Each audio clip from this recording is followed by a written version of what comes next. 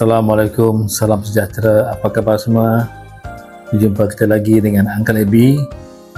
Hari ini Uncle Abi nak keluar bersama dengan Wybro untuk mencari tempat berbuka, dan kita target hari ini ialah Grand Palace Hotel bersama dengan Uncle Abi dan juga Wybro.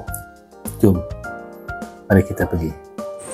Uncle dah sampai dekat parking kereta, dan di hujung sana merupakan bazar Ramadan yang terletak di kawasan stadium tertutup, ya, kawasan letak kereta stadium tertutup.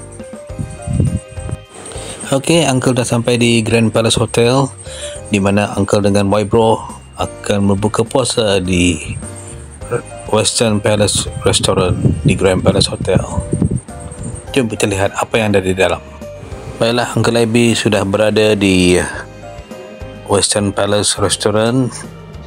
Nampaknya ramai yang dah berangkat pulang selepas berbuka puasa tadi, dan memang terdapat banyak meja dan kerusi di restoran ini dan sangat berbaloi harganya. Wybro sedang menikmati jamuan beliau.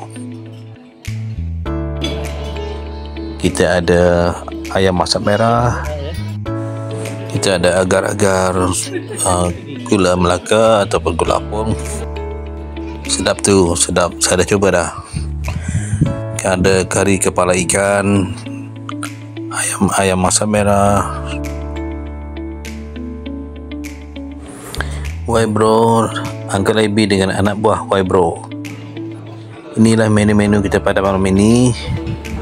Ya, mengikut kata Kapten restoran tadi, menu ini akan bertukar, ya. Dia takkan serupa pada setiap hari, dia akan bertukar-tukar. Setakat malam ini sedap semuanya. Dan ini adalah pencuci mulut, ya. Tadi semua makanan, dan ini adalah pencuci mulut. Okey, setakat ini dulu Uncle Abi bersama dengan anda semua, dan selamat berpuasa sampai kita berjumpa lagi. Assalamualaikum.